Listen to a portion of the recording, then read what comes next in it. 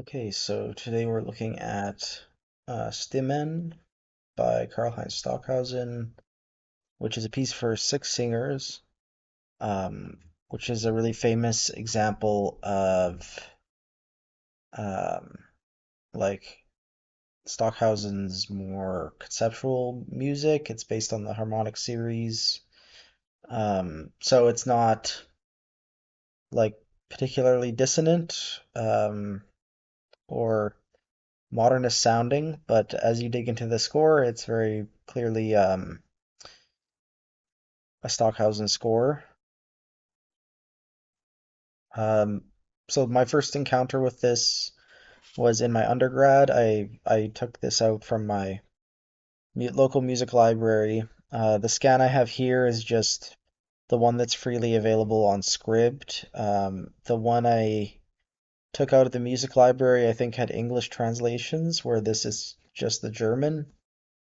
Um, But if you physically have this universal edition of the score, I think it's quite large. It's like at least tabloid sized, and it's all loose sheets of paper, which once you realize how the score works, makes a lot of sense.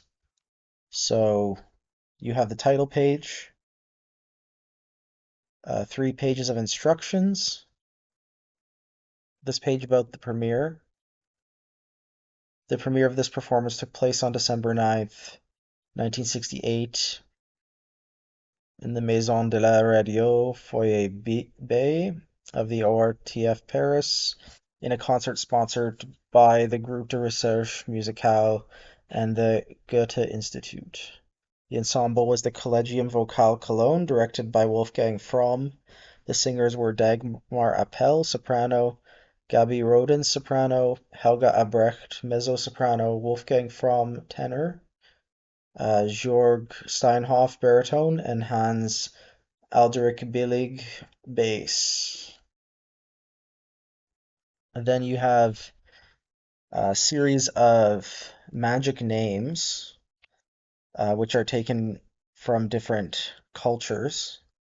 Allah from Islam, Indra, Indian, Shiva, Vishnu, Varuna, Yoni, Kala, those are all Indian; Buddha, Chang Tej, also Buddhist, I think; Usiafu, Usineno, then more magic names: Osiris, Isis, Nut, Geb, Atum Ra, Shu, all from Egypt; Ahura Mazda, Persian; Yahweh, Elion, Elohim; Jesus, or Jesus; Torkura, Grogoragali, Duramulam, Munganagana, Abasi Abumo, Mulugu, Owoluwu, Nazami, Wakantanka,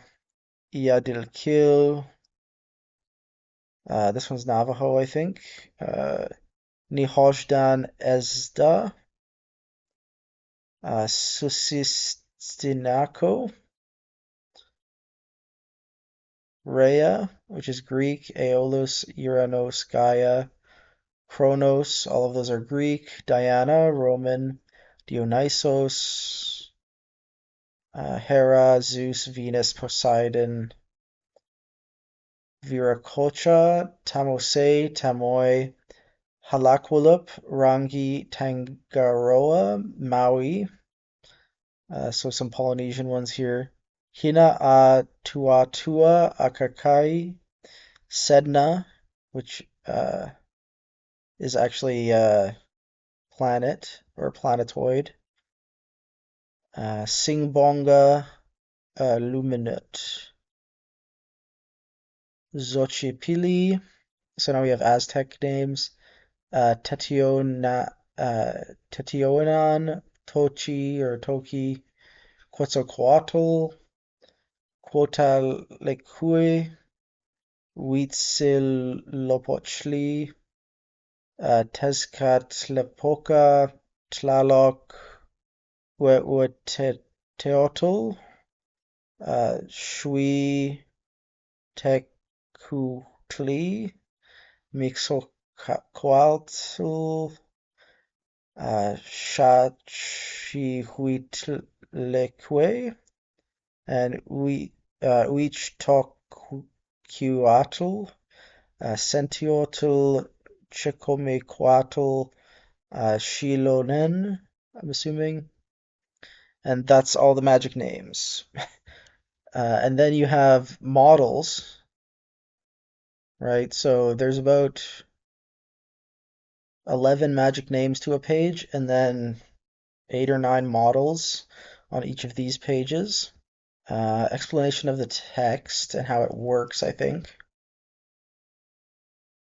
Yeah, how to get from one name to the next.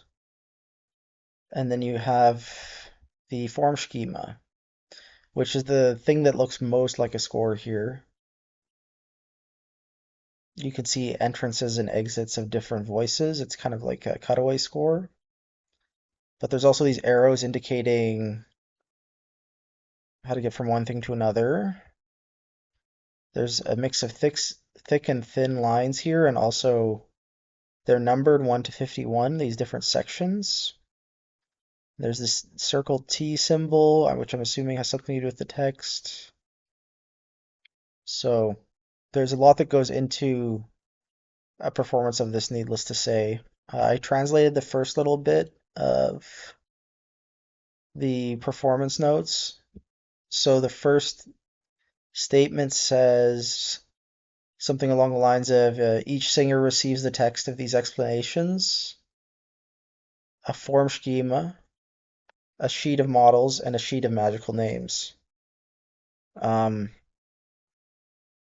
then, so if we look at the number of sheets, does that make sense?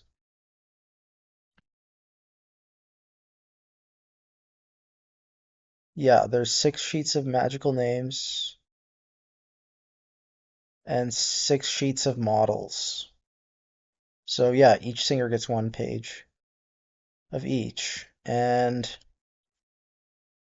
the second thing said each singer cuts up their page of magical names and their page of models um, into cards. And then those cards are matched together in any order. The order can be determined based on musical considerations or decided mid-performance. The singer could shuffle the 2 stacks and just randomly perform from them.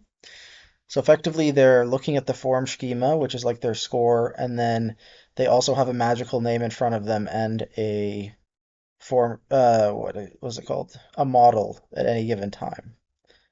Um, and then here, this is why this piece has a very rich performance practice. Stockhausen also writes right from the start here. Ideally, everyone should know the form scheme, its models, and magic names by heart and bring the latter two into play depending on the context. Um, and of course, each model and magic name is used only once during a performance, so do not go back to any of them.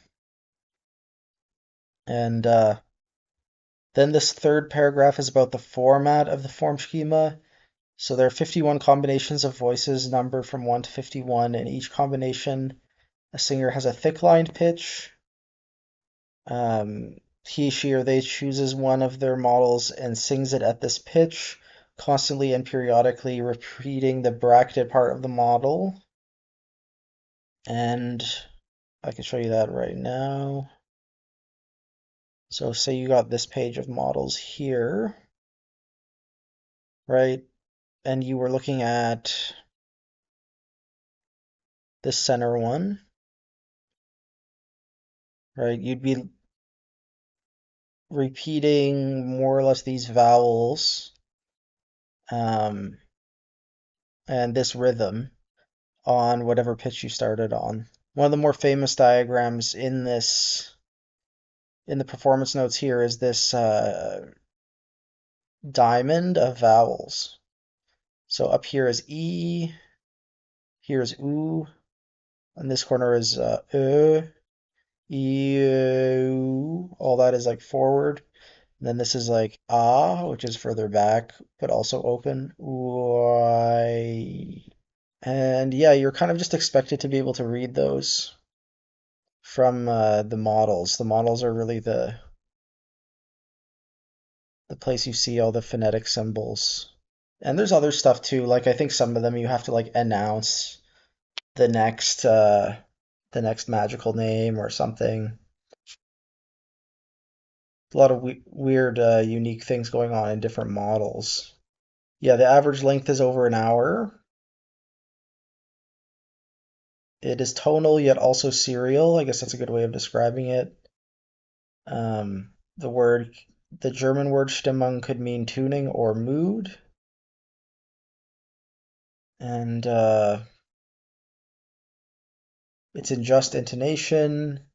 All six singers are meant to be amplified through six microphones, and they all tune to a low B flat drone, which is inaudible to the audience, and expand upwards from that through singing harmonics, as I mentioned earlier. So Stockhausen said he spent a month walking along the ruins in Mexico, and this was a primary influence of the piece, trying to recreate that magic space. Some writers have suggested that possibly Stockhausen was influenced by his student Lamont Young in the mid 1960s and the drone music of Young and that sort of minimalist movement that was quickly picking up. Stimmung has had an enormous impact on younger generations of composers, particularly cited by the French spectralists of the 1970s. Yeah, there's other like mythological kind of things attributed to the creation of this piece. So yeah, lots of recordings to choose from with this one. I encourage you to sit back and relax and listen to a performance of this. It doesn't quite make sense to listen with the score, but I guess you could look at the form schema while listening to it if you really wanted to. Um, I put a link in the video description. If I can find it, like this is probably the same YouTube video I listened to back in 2013, and because yeah, this was a really formative kind of thing for me as a composer to hear. Hopefully, it's someone's first time, and I'll see you in an hour. Okay, so my thoughts on this recording. It's pretty nostalgic at first. I found it very relaxing, maybe a bit too relaxing. I think I listened to the whole thing. Um, and yeah, I forgot how exposed some parts are. It is a very intense performance. But yeah, there's just something very charming about it. Um, Hearing all these different vowel sounds happen at the same time, and I think it is long enough that it gives you that minimalism fix without being too boring. Um, I think it's also a very clear example of moment form, the way that it's broken up into these little sections, and they're not that little, but because they're these little repetitive modules, because they're repetitive, I think but also always changing. I think that's what makes it very easy to perceive the different moments that make up the piece. So I guess historically it's really fascinating because it definitely is a commentary on minimalism. Of course, Stockhausen would never say that publicly, but because of his ego and image and stuff. But I think that's pretty obvious what it is. And I think that's really interesting. Uh, yeah, I think it's more accessible than Tierkreis, actually, which is another piece we looked at, Stockhausen's on the channel. But I guess it never really entered the popular consciousness the way that Tierkreis did. Um, yeah. So let me see what's on the docket tomorrow. Score by Morton Feldman, actually, which is for choir and a couple other things. So I'm breaking the rules of the channel a little bit, but yeah, that'll be an interesting one.